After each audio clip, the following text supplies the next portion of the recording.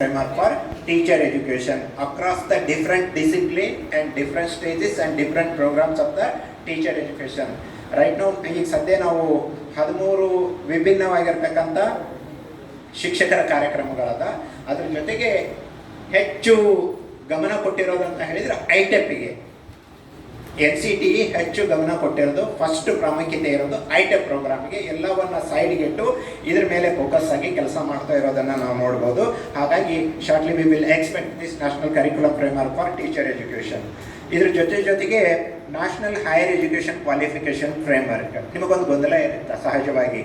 ನಾವು ಏನು BSc B.Ed BA B.Ed ಮಾಡಿದರೆ ಸೆಕೆಂಡ್ರಿಗೆ ಹೇಗೆ ಟೀಚರ್ ಆಗ್ತಾರಾ ಅಂದರೆ 9ನೇ ಕ್ಲಾಸು 10ನೇ ಕ್ಲಾಸಿಗೆ ಓಕೆ, 11 12ಕ್ಕೆ ಆಗಬೇಕಾದ್ರೆ PG ಬೇಕು ಅನ್ನೋದು ನಮ್ಮ ಗಮನ. PG ಬೇಕಲ್ಲ, ಬರೀ BSc B.Ed BA B.Ed ಅಲ್ಲಿ ಅಪಾಯಿಂಟ್ಮೆಂಟ್ ಹೇಗೆ ಆಗ್ತಾರಾ ನಮ್ಮಲ್ಲಿ ಇರ್ತಕ್ಕಂಥ ಗೊಂದಲ ಅದು.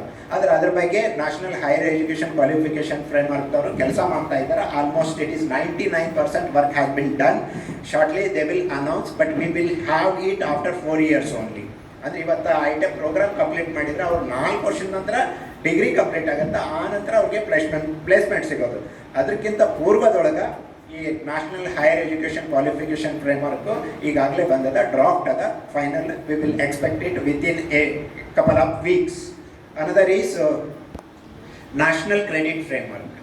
ಕ್ರೆಡಿಟ್ಸೂ ಅದ. ನಮಗೆ ಕ್ರೆಡಿಟ್ಸ್ ಅಂತ ಹೇಳಿದರೆ ನಾವು ಮಾರ್ಕ್ಸ್ ಅಂತ ನೋಡ್ತಿದ್ವಿ, ಇನ್ ಟರ್ಮ್ಸ್ ಆಫ್ ಕ್ರೆಡಿಟ್ ನೋಡ್ತಾ ಇದ್ದೀವಿ. ಪ್ರತಿ ಕೋರ್ಸ್ಗೂ ಎಷ್ಟು ಕ್ರೆಡಿಟ್ ಅದ, ಪ್ರತಿ ಸೆಮೆಸ್ಟ್ರಿಗೂ ಎಷ್ಟು ಕ್ರೆಡಿಟ್ ಇರಬೇಕು, ಪ್ರತಿ ಕೋರ್ಸ್ಗೂ ಪ್ರತಿ ಪ್ರೋಗ್ರಾಮ್ಗೂ ಎಷ್ಟು ಕ್ರೆಡಿಟ್ ಇರಬೇಕು ಅನ್ನೋದು ಅದನ್ನು ನ್ಯಾಷನಲ್ ಕ್ರೆಡಿಟ್ ಫ್ರೇಮ್ವರ್ಕ್ ಡಿಸೈಡ್ ಮಾಡುತ್ತಾ. ಅದನ್ನು ಸಹ ನಾವು ಚರ್ಚೆ ಮಾಡೋಣ. ಈ ಎಲ್ಲ ಅಂಶಗಳನ್ನು ನಾವು NEP 2020 ಒಳಗೆ ನೋಡ್ತೀವಿ. ಅದ್ರ ಜೊತೆಗೆ ಇನ್ನೊಂದು ಹೊಸದಾಗಿ ಬಂದಿರತಕ್ಕಂಥದ್ದು ಅಂತ ಹೇಳಿದ್ರೆ ನೀವು ಗಮನ ಅದ ABC academic bank of credit DigiLocker ಮುಖಾಂತರ ಆಗಿದೆ. ಅದೆಲ್ಲ ನಮಗೆ ಇಂಟಿಗ್ರೇಟ್ ಆಗುತ್ತೆ. ನಾವು ಅಕ್ರಾಸ್ ದ ಕೋರ್ಸನ್ನು ಸಹ ನಾವು ಅದನ್ನು ಶೇರ್ ಮಾಡ್ತೀವಿ. ಆನಂತರ ಕ್ರೆಡಿಟನ್ನು ಸಹ ಮೊಬಿಲಿಟಿಗೆ ಅವಕಾಶ ಅದ. ಇನ್ನೊಂದು ಆಪ್ಷನ್ಸ್ ನಾವು ಐಟೆಪ್ದೊಳಗೆ ನೋಡೋದು ಅಂತ ಹೇಳಿದ್ರೆ lateral entry and exit option. ಎಂಟ್ರಿಗೆ ಇನ್ನೂ ಚರ್ಚೆ ನಡೀತಾ ಅದ, ಬಟ್ ಎಕ್ಸಿಟ್ಗೆ ಅವಕಾಶವನ್ನು ಕೊಟ್ಟಿದ್ದ ಈಗಾಗಲೇ ನ್ಯಾಷನಲ್ ಹೈಯರ್ ಎಜುಕೇಷನ್ ಕ್ವಾಲಿಫಿಕೇಷನ್ ಫ್ರೇಮ್ವರ್ಕ್ಗೆ. ಅಂದ್ರೆ 4 ವರ್ಷದ ಕೋರ್ಸ್ನಲ್ಲಿ 1 ವರ್ಷ ಕಂಪ್ಲೀಟ್ ಮಾಡಿದ್ರೆ ಸರ್ಟಿಫಿಕೇಟು, 2 ವರ್ಷ ಕಂಪ್ಲೀಟ್ ಮಾಡಿದ್ರೆ ಡಿಪ್ಲೊಮ್, 3 ವರ್ಷ ಕಂಪ್ಲೀಟ್ ಮಾಡಿದ್ರೆ ಡಿಗ್ರಿ, 4 ವರ್ಷ ಕಂಪ್ಲೀಟ್ ಮಾಡಿದ್ರೆ ಐಟೆಪ್ ಡಿಗ್ರಿ. ಈ ರೀತಿ ಕೊಡಬೇಕು ಅಂತ ಹೇಳಿ ಎಕ್ಸಿಟ್ಗೆ ಆಪ್ಷನ್ಸ್ ಇಟ್ಟಿದ್ದಾರೆ. ಲ್ಯಾಟ್ರಲ್ ಎಂಟ್ರಿಗೆ ಆಪ್ಷನ್ಸ್ ಏನು ಚರ್ಚೆ ನಡೀತಾ ಇದೆ. ಯಾಕಂದ್ರೆ ಕೋರ್ಸು ಎಂಟ್ರಿಯಾಗಿ ಅಡ್ಮಿಷನ್ ತೊಗೊಂಡು ಮುಗಿಸಿದ ನಂತರ 1 ವರ್ಷ ಆದ ನಂತರ ಬರೋದದು, ಅಥವಾ 1 ವರ್ಷ ಮುಗಿಸಿ 2ನೇ ವರ್ಷಕ್ಕೆ ಎಂಟ್ರಿ ಆಗೋ ಮುಂದೆ ಬರೋದು. By the time we will get the right answers. I hope that this is the basic introduction about this today workshop. Definitely I hope that today we joined here. That's why Henry Ford has made one quotation: coming together is beginning. We came here, we are discussing about that.